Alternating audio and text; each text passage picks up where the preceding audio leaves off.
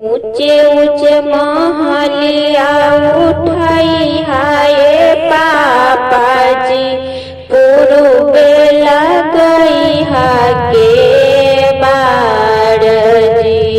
आंगने लगई हा पापा तुलसी के गछिया जी, दुगरे लगई हा गेंदवा फूल जी, दुगरे लगई हा गेंदवा फूल जी।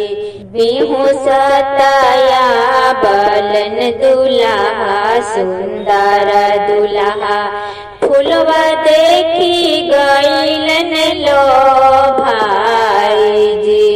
दाना दहेजा ससुर जानी हमें के दिहा जी, हमें ले बोगे दवा के फूला जी।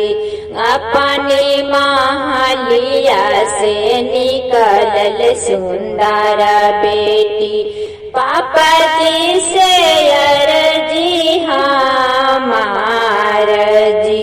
दाना दहेजवा पापा न के दीहा जी, जानी दीहा गेंदवा के फूल जी।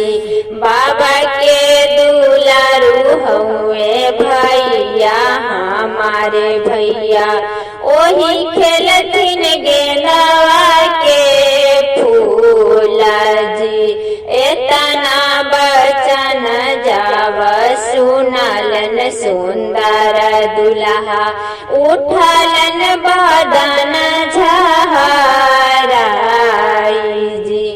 ससुर जी के धिया बचाऊ के हम छोड़बो, बनी जइबो जोगिया फकीरा हो।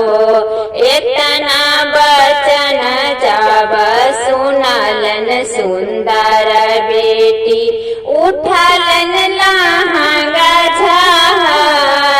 झहराई हो। जोगिया के संगे जोगिनिया बनी जाएबो, नहीं देखबो दुनिया सन सारा हो। जोगिया के संगे जोगिनिया बनी जाएबो, नहीं देखबो दुनिया सन